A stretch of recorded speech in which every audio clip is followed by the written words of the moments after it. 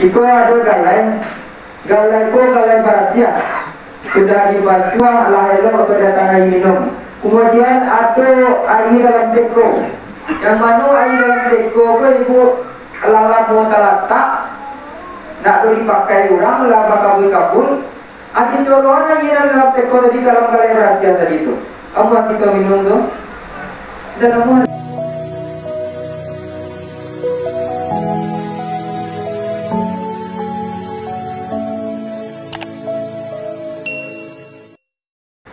Jamaah hadirin wal hadirat rahimakumullah. Pada malam ini lah masuk malam nanka dalam ke-9 saya. Malam nanka 9 atau nanka 8. Atau 8 atau 9. Jadi selagi masih awal Ramadan ko itu Bapak, ada dan panganubana kita perhatian. Apa tuh?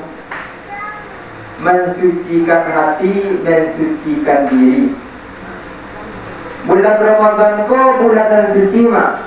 Bulan Ramadan ko penuh ampunan pak, penuh rahmat, bebas dari azab neraka. Kalau seandainya meninggal ketika bulan Ramadan, mereka lah kadangnya rahmat berkah bulan Ramadan ko. Jadi kita bisa umpamakan, iko ada galai ko galai barasia sudah dibasuh lahir atau datang minum. Kemudian ada air dalam teko. Yang mana air dalam teko ko ibu lalap mau talatak nak dipakai orang laba kabui. Adi coloan air dalam teko tadi dalam galai barasia tadi itu. Apa kita minum tu? Dan apa? Atau sebaliknya galai ko kumua talatak babu-babu bakasi kasia atau air berasia sudah dihapus dimasukkan dalam galai tadi itu. Apa kita minum coba? Dalam waktu ko lah bulan Ramadan ko. Suci bana bulan Ramadan ibu. Suci bana bulan Ramadan ko, banyak bana rahmat berkah bulan Ramadan ko Pak. Kalau seandainya hati kita, badan kita tak suci, maka tak basuh itu. Anda basuh, tak basuh rahmat berkah bulan Ramadan ko. Jadi itu caranya. Baik caranya supaya kita termasuk hati kita suci, badan kita suci, pandangan kita suci. Nah pertama pada apa tu? Minta ampun kepada Allah Subhanahu wa Ta'ala. Segala perbuatan kelakuan dosa yang pernah kita buat, minta ampun kepada Allah. Baik caranya yo bertobat nang Tuhan. Di situ ada yang tahu di Balimau. Balimau ada yang tahu. Dah tahu tak? Ada di kampung-kampung, di pelosok-pelosok itu Bapak. Itu 2 hari atau sehari melaki Ramadan itu ada agendanya tradisinya punya Balimau. Balimau kau mandi pakai limau. Aku nenek moyangnya macam tu. Dan Balimau kau. Apa edahnya? Dalam kitab dibasuh bahasanya sebelum kita masuk bulan Ramadan atau ketika bulan Ramadan, cara kita bertobat, salah satunya menandakan kita serius, ada namanya mandi taubat. Padahal semua juga mandi wajib. Itu sunnahnya ya. Semua mandi wajib. Mandi taubat namanya. Kalau kita khusyuk, kalau kita serius minta ampun ke Tuhan, yo kita jangan coba dalam badan kita berhasil. Orang namanya paling mau. Tapi kalau dalam kamu ada 5 doa mandi taubat kau disunahkan. Mandi taubat, setelah mandi taubat semayang, mengucap minta ampun, menerangi kepada Allah dengan segala kesalahan kita yang pernah kita buat. Itu yang pertama. Dan kedua menghilangkan satu rasa benci ke orang, berang ke orang, ataupun tak pakai sapuan sesama makhluk. Itu dihilangkan di campaan jauh-jauh. Aku tanya ciabe buat Bapak. Kalau hari nan biasa buliannya baca kak ada orang atau sakit hati awak sama awak, barang lama bulian bu? 3 hari. Namun ada satu pendapat dengan sakit hati kaulang atau baca siapa paham di orang itu Bapak buliannya hanya malaki lalu. Berarti lalu ya. Jadi kalau baca kak sibuk berapa siang hari, tengah malam, ayo dimaafkan, dihilangkan sakit hati kau jauh-jauh. Sebab banyak orang yang meninggal ketika lalu. Awak sakit hati habis bagi mas dulu ada apa terus? Betul malamnya, adi maafkan dulu lihat mereka diajarkan di Islam ibu bapak. Dalam hari itu tak pernah boleh sakit hati, apalagi bulan Ramadan. Semenjak awal 1 Ramadan sampai 1 Syawal nanti, nak boleh sakit hati seorang pun dong. Kasih apapun masalahnya, tak boleh sakit hati sakit pun. Kalau sakit hati, berarti ada suci badan kita, hati kita lagi bapak. Nah, kedua, pertama minta ampun kepada Tuhan. Dan kedua, mainangan selalu sakit hati, benci berang kena ke orang sadanya. Ria, iri sadanya dibuang jauh-jauh. Yang kedua. Yang ketiga, kita berasihan harap kita. Bahasa caranya, bahasa zakah. Masyarakat, kalau masuk bulan Ramadan, maka ada namanya zakat fitrah. Namun malaki kita berzakat fitrah, ada namanya sedekah mencucikan satu harta kita. Itulah maka bisa kita tergolong orang yang suci hati, suci badan, suci dari dosa. Baru kita berpuasa lah ibu bapa. Mau punya, jangan sampai beko orang puasa awak puasa belum.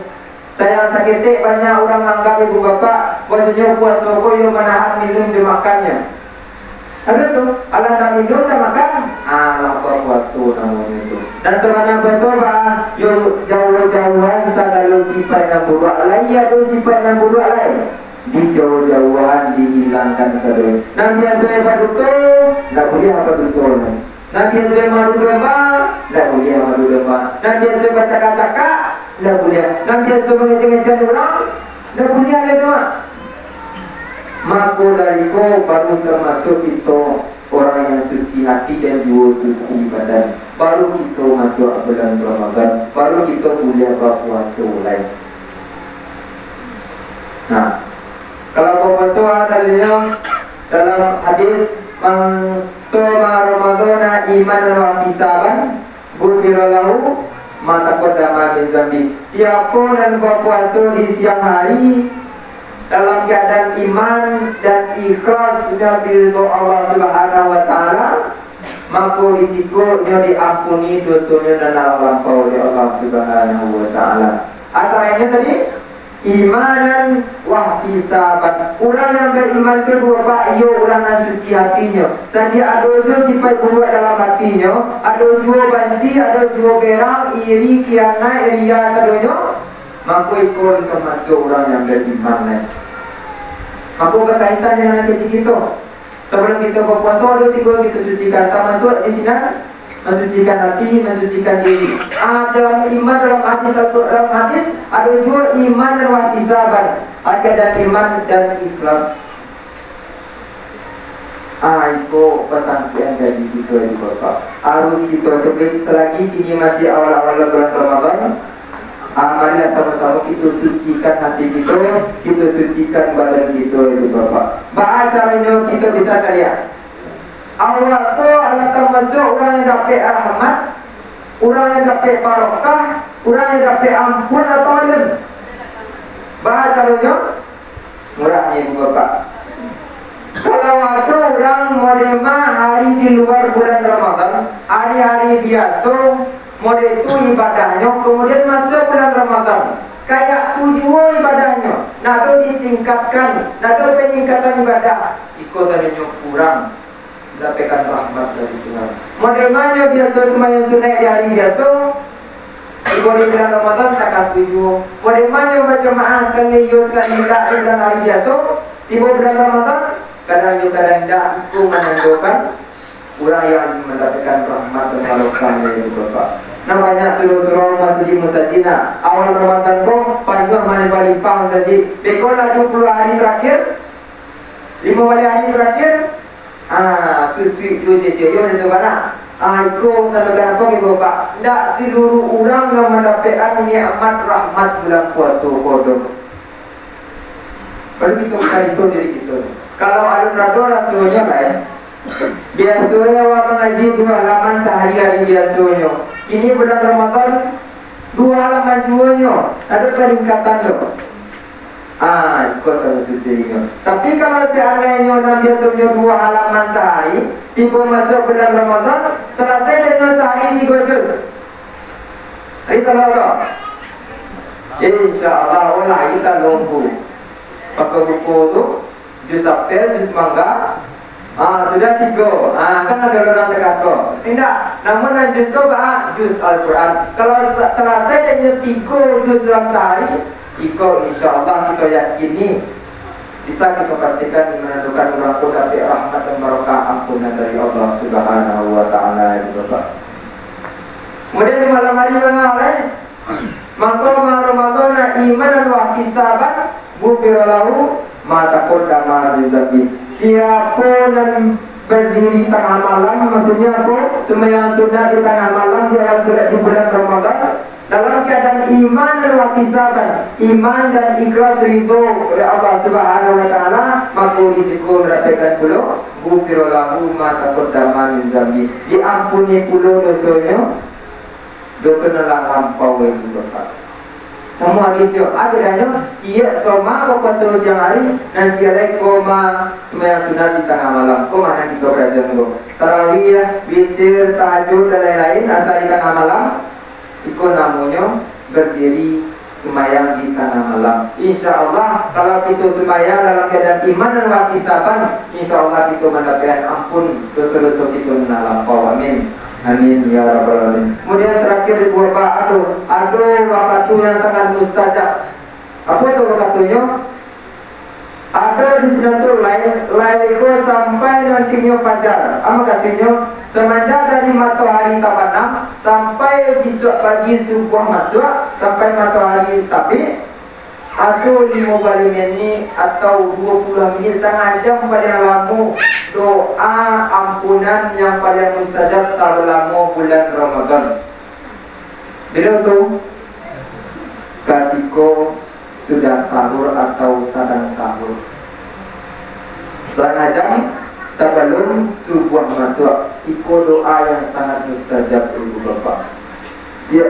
Siapa yang memberikan salat malam risiko, siapa yang minta ampun kepada Allah Subhanahu wa Ta'ala dalam waktunan singkit ko, maka dijamin di Tuhan akan ada kelapangan dan ampunan di dunia dan di akhirat. Ikut mustajabnya. Sama berapa sunnahnya ibu bapak. Makanya jangan sampai kita lah sahur, tak ada sembahyang tahajud. Betul, sembahyang tahajud sebentar lalu, sedangkan makan, minum segala macam dia mengecek mengamanga. Kalau begitu, sembahyang tahajud dan sampai tinggal dari sahur juga. Indah mana sebelum sahur kita sembahyang, sesudah sahur bagai setengah jam melewati subuh, ikut doa yang sangat mustajab. Dalam hadis dikatakan, yuhibbukumullah yaghfir dzunubakum. Kalau Allah mengasihi kamu, berkaitan dengan yang tadi itu 30 menit atau setengah jam melewati subuh, maka Allah mengampuni dosanya. Ikut siapa orang yang disayangi Allah itu bapak. Jadi kalau kita kaji-kaji mana, orang yang masuk serumpu itu bukan karena amalannya, bukan karena kuliahnya, bukan karena amaliannya, perilakunya pandai baiknya, namun masuk serumpu sama tu bana karena kasih sayang Allah Subhanahu wa Ta'ala. Ada seorang imam ibu bapak. Ikut cerita imamku dulu zaman dahulu. Orangku imamku syekhu lah sangat banyak menulis kitab, lah tinggi lah baca jenis kitabnya. Setiap hari kerajuannya ku baca kitab, kemudian disimpulkan. Baca kitab, kemudian disimpulkan. Itu kerajuannya kalau sehinggunya lah menjadi kitab yang disimpulannya tu. Itu kerajuannya sepanjang hidupnya. Ketika menulis kitab ibu bapak, ketika menulis kitab tu kan orang bercinta ketika itu. Jadi ketika menulis itu di ujung pena tu, ibu lalang mau ingko, mana mau ingko memakan cinta dan ditujuan ke buku tadi. Maka kita dia lalu imam tadi, nak do dia lalu nak do isinya, dia bagian dari lalang tu sampaikannya. Lagi kita dimakannya ane dan dulu. Ketika nanti ada kirai masuk serupu lah imam tadi ko, kita nyoba mereka, wahai imam, Maka sampai kau masuk surga. Kamu masuk surga kerana kerajuanmu di dunia nak tu selain menyembah Allah, nak tu selain menggali dari dalil Al-Quran Allah. Kerajuanmu membuat Al-Quran, membuat kesimpulan Al-Quran, kesimpulan kitab. Kerajaan tu ada ibu bapa. Ada tu mereka salah. Apa salah? Bahwasanya Allah Subhanahu Wa Taala memasukkan engkau ke surga kerana dulu engkau pernah mempadian langau hingga dicintai engkau meminum cinta itu. Gara-gara engkau memuliakan makhluk Allah, ciptaan Allah, maka Allah kasih sayang kepada engkau. Allah sayang kepada engkau, maka itulah masuk surga. Jadi yang sebanyak tadi itu yang menulis kitab alun tentu masuk surga. Sebanyak itu yang amal ibadah alun tentu masuk surga. Dia masuk surga dengan rahmat, ampunan, barakah, kasih sayang Allah lah mampu masuk surga. Jadi bagaimana ibu bapak? Kita terus supaya dapat ampunan dari Allah. Kalau dalam hadis yuhibbukumullah yaghfir dzunubakum, dikasihi oleh Allah seorang hamba, sayang Allah seorang hamba, kemudian diampuninya baru masuk surga. Tapi kalau kita kok nyampang Allah nak sayang kau, bacaranya di balian hadis tadi itu Bapak. Bacaranya ia pikir minta ampun itu banyak-banyak kepada Tuhan. Kalau dah minta ampun, maka insya-Allah kau sebut dan hadis pertama tadi apa tu? Yahfizkumullah. Allah akan sayang kepada Bapak. Bila kata itu, tu mahu kata nan 30 minit atau 20 minit melaki sebuah tadi itu. Kalau nak soal lagi itu semua tajuk, kemudian minta ampun sebanyak-banyaknya. Bahagiannya karena satu kesalahan, karena satu dosa itu, kemudian mengucap itu astagfirullahaladzim. Kalau mudah-mudahan teramalkan di situ nampasamu ibu bapak, dan teramalkan di situ dapat itu ampunan kasih sayang Allah Subhanahu Wa Taala. Amin. Amin ya rabbal alamin. Saya pun mungkin cukup sedemikian. Kalau ada salah dalam suatu menyampaikan, mohon maaf. Wallahul muwaffiq ila aqwamit thoriq. Assalamualaikum warahmatullahi wabarakatuh.